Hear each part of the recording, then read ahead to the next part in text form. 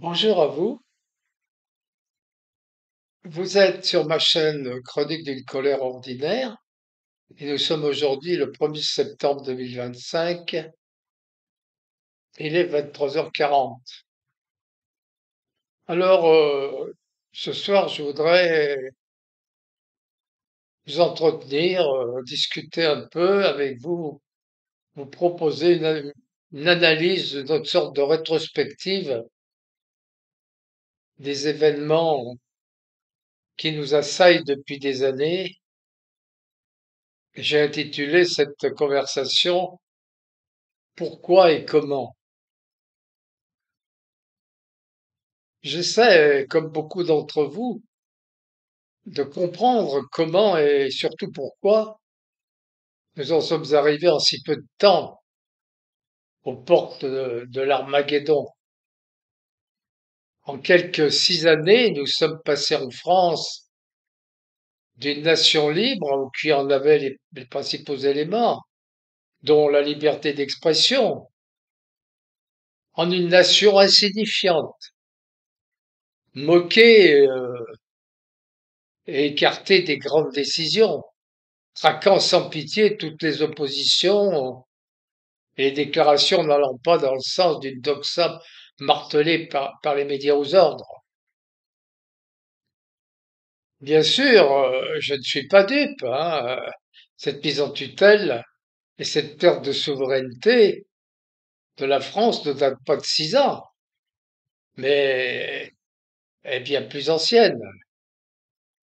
En fait, cela a commencé après la Deuxième Guerre mondiale, et même un peu avant, en 44, avec le projet Amgot, maintes fois décrit, qui consistait à considérer la France au même titre que l'Allemagne ou l'Italie comme pays ennemis et à la mettre sous la tutelle des États-Unis. Projet déjoué par De Gaulle qui encore nous sauva pour un temps de l'appétit sans limite de notre grand ami. Puis nous fûmes dans le viseur du plan Marshall qui constituait à mettre le grappin sur les économies européennes sous un aspect d'aide qui présentait qui se présentait comme une aide solidaire, mais qui était en fait une tentative de colonisation de l'Europe. Cette action, conjointement avec le projet d'Union européenne, qui revêtit plusieurs aspects depuis 1950, fut défendue par des Européens payés par les États-Unis, comme Jean Monnet, agent de la CIA, Robert Schuman également aux ordres, Paul-Henri Spaak en Belgique. D'ailleurs, voici un extrait d'une interview de Jean-Loup Isambert du 16 avril 2025 à ce sujet. Je vous la lis in extenso. Jean Monnet et Robert Schuman, les pères fondateurs de l'Union européenne, sont-ils des héros ou des traîtres à la nation? Derrière les portraits élogieux se cache une réalité bien plus sombre pour les pères fondateurs de l'Union européenne.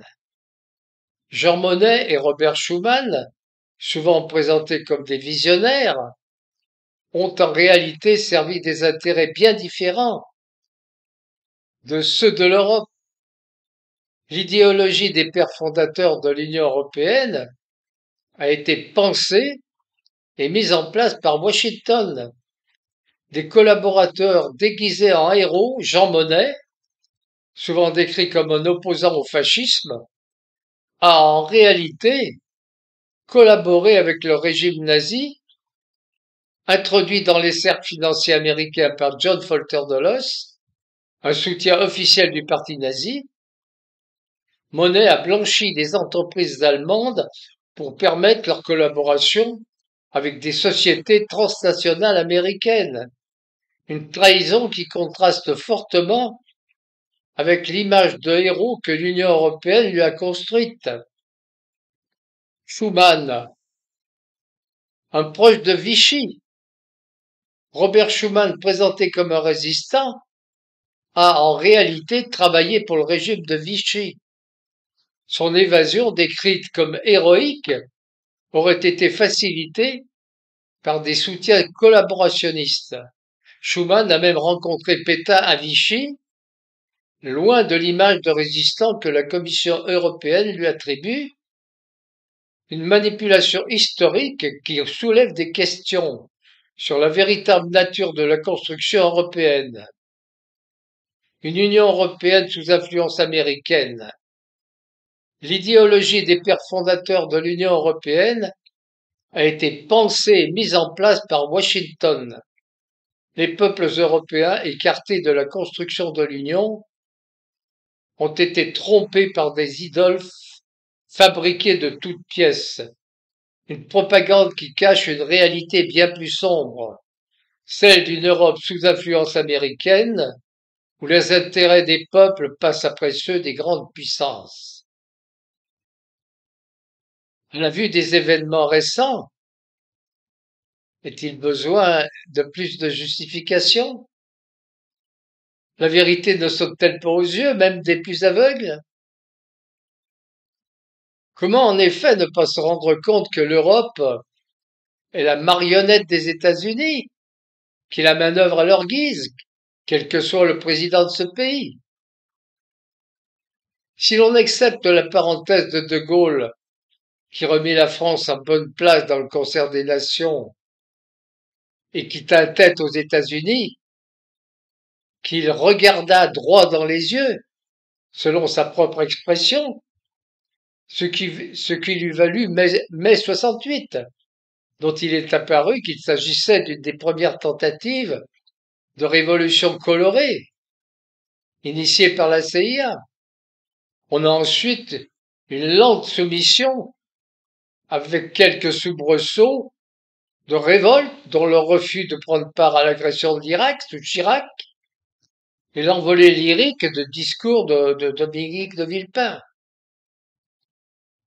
Ensuite, tout s'accélère avec Sarkozy, l'Américain, et sa totale allégeance aux intérêts américains qui va le conduire à participer avec enthousiasme à l'anéantissement de la Libye et l'assassinat de Kadhafi qu'il avait accueilli à Paris en grande pompe quelques mois auparavant.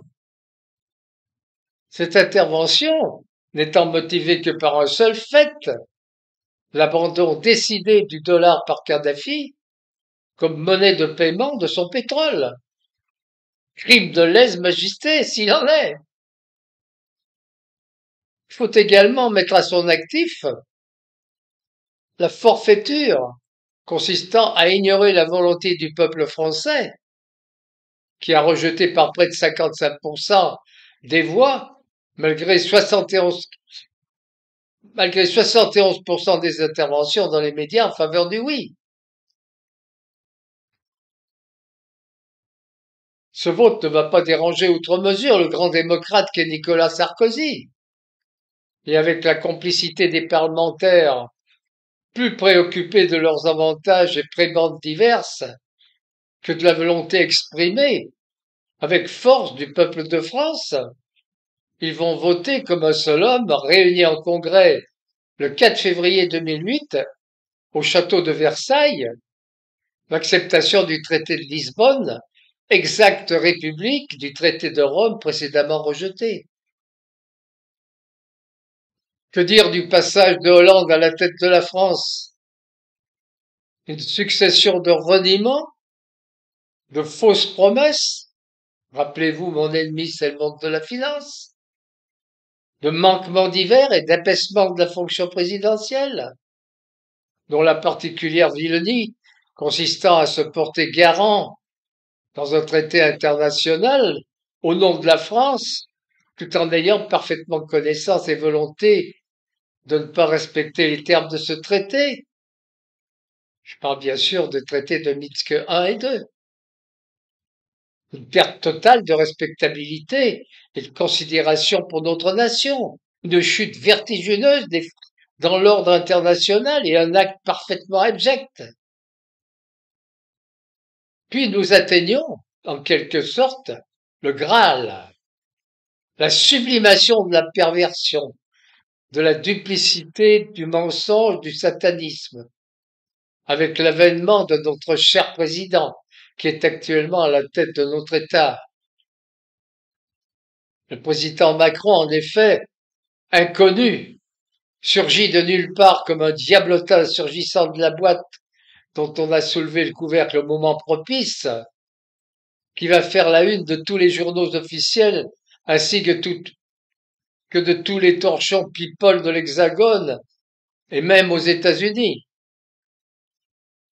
Il va en peu de temps, sans aucun programme réellement construit, obtenir une audience et réussir à prendre le pouvoir. Premier acte d'une tragédie dessinée et voulue depuis très longtemps.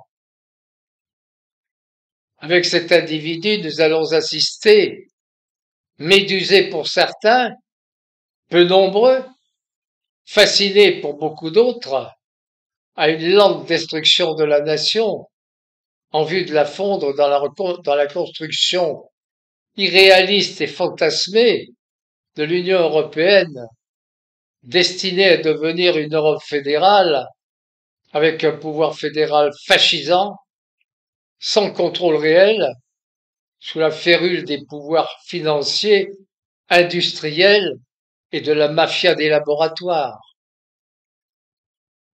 Nous aurons ainsi la vente à la découpe des fleurons industriels stratégiques. En 2014, alors qu'Emmanuel Macron était ministre de l'économie, il a donné son feu vert au rachat de la tranche énergie d'Alstom par General Electric pour près de 13 milliards d'euros. Une opération qui a suscité de vives critiques pour son impact sur la souveraineté industrielle française. En 2017, les chantiers de l'Atlantique, dernier grand chantier naval français, basé à Saint-Nazaire, ont été cédés à l'italien Fincantieri. Initialement promis en mai 2017, le projet a été contesté par Emmanuel Macron, qui a préféré une nationalisation temporaire pour renégocier les termes de l'accord, craignant une perte de savoir-faire et d'emploi. Mais un accord final a été annoncé en 2017 prévoyant une coentreprise entre l'État français et Fincantieri, mais avec un contrôle effectif progressif par l'italien. Toujours en 2017, Technip a fusionné avec l'américain FMC Technologies, dans ce qui a été présenté comme une fusion entre égaux, mais qui s'est traduit en réalité par une absorption de facto du groupe français. 3 ans plus tard, la nouvelle entité Technip FMC a été scindée, les activités sous-marines stratégiques restant aux mains des Américains. En 2015, Alcatel-Lucent a été racheté par le finlandais Nokia. Une opération finalisée en 2016, entraînant la suppression de près de 600 emplois en France. Bien que cette opération ait été lancée avant le mandat présidentiel de Macron, elle s'inscrit dans la continuité des transferts de technologies françaises vers l'étranger durant la période qui l'a précédée. Il y a eu aussi Lafarge, Péchiney, Arcelor, Doliprane et beaucoup d'autres, sans parler de la volonté de céder nos territoires d'outre-mer aux intérêts étrangers. Le PIB, le PIB industriel de la France est passé de 20% du PIB, de 30%, plus de 30% du PIB, à moins de 10% actuellement, 8%. Nous n'avons plus d'industrie. Êtes-vous encore sceptique? Avez-vous encore des doutes? Croyez-vous encore que ce président veuille le bien de la France? Il n'est alors que de regarder le traité d'Aix-la-Chapelle, signé le 29 janvier 2019 avec l'Allemagne, où nous envisageons pour l'avenir la cession de notre dissuasion nucléaire, dernier attribut de notre souveraineté, à l'Union européenne, donc en fait à l'Allemagne.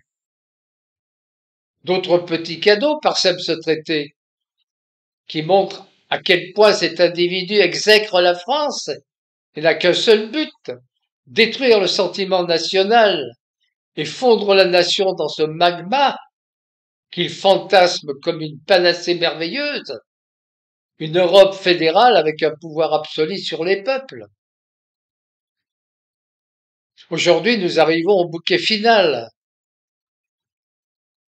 Ayant volontairement tellement affaibli la France avec la complicité des États-Unis, en accord avec l'Union européenne, par une dette colossale, irremboursable, nous allons devoir, du moins c'est ce qu'il prévoit, passer sous les fourches codines de la Troïka, comme pour la Grèce, mais à la puissance 10. Et pour pouvoir mater les mouvements sociaux qui vont inéluctablement survenir, il va falloir intervenir avec vigueur et il faudra donc les pleins pouvoirs. C'est ainsi que nous assistons à une tragicomédie bien huilée où M. Bayrou, notre fringant Premier ministre,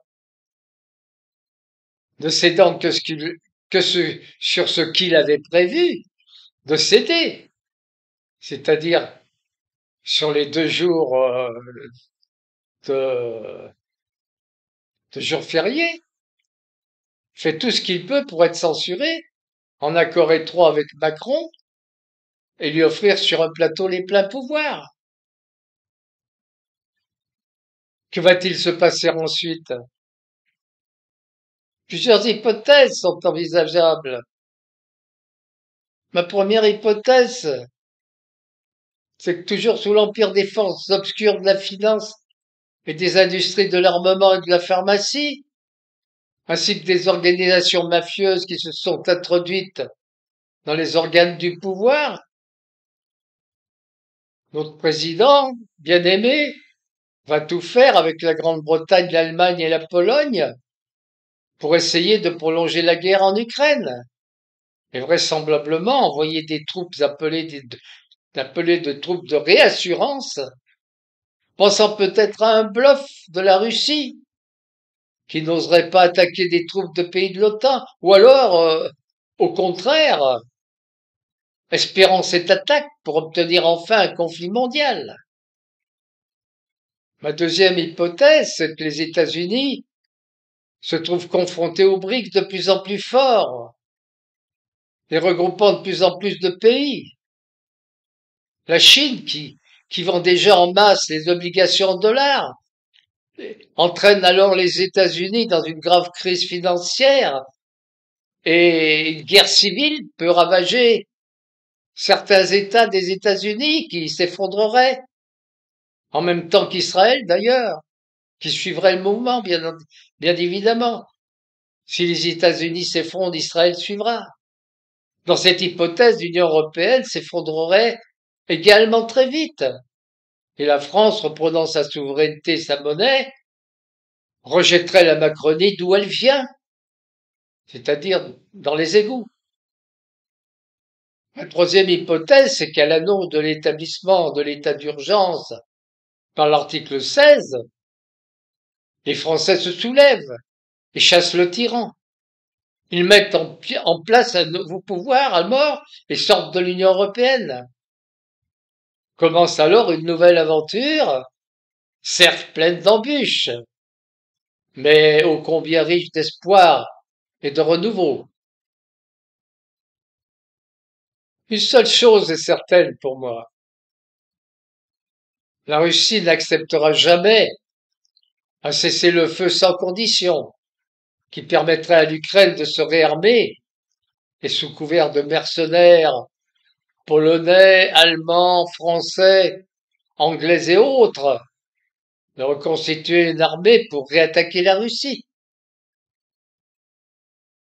Ils avancent inéluctablement, détruisent avec méthode le matériel et les hommes d'en face. Les Russes frappent avec grande précision, loin à l'ouest, sur le sol ukrainien. Les sites industriels militaires, les centres de décision otaniens cachés, les centres énergétiques et de formation, encadrés par des forces de l'OTAN. Ils imposeront leurs conditions et aucune force européenne ou otanienne n'y pourra rien. Il y aura un traité de paix entre la Russie et l'Ukraine, aux conditions de la Russie, qui gardera les territoires du Donbass et certainement Odessa. Que feront alors les Européens et les forces otaniennes, ainsi que les États-Unis? Ce sera leur fonction de leur situation à ce moment, voire alors mes hypothèses précédentes. Voilà donc succinctement évoqué les scénarios qui me viennent à l'esprit. Je voudrais en conclusion dire simplement à ceux qui m'écoutent, réfléchissez et agissez. Réfléchissez sur ce qui vient d'être énoncé. Ce sont des faits prouvés, sourcés, et si vous n'êtes pas d'accord, argumentez, apportez des éléments contraires, faites-vous une opinion éclairée. Ce qu'il faut savoir et comprendre à tout prix, c'est que rien de ce qui arrive à la France depuis 20 ans n'est étranger à l'Union européenne et à son bras armé, l'euro. Agissez également, agissez. Lorsque vous vous serez forgé votre opinion et que vous aurez compris qu'aucune action contraire à ce qui nous est aujourd'hui imposé ne peut être entreprise au sein de l'Union européenne, alors vous saurez ce qu'il vous reste à faire. Merci de m'avoir écouté et ayez des commentaires. Je les attends avec impatience. Ne soyez pas avares. Faites des commentaires, même les contradictions, bien au contraire. Il est bon de participer et de discuter et de voir ce que vous en pensez. Parce que la situation, je ne sais pas ce que vous en pensez, mais la situation devient, à mon sens, de plus en plus grave. Et j'ai bien peur que l'inéluctable intervienne très bientôt quand on regarde la folie et la perversité de ceux qui nous dirigent. Merci de m'avoir écouté et à bientôt peut-être.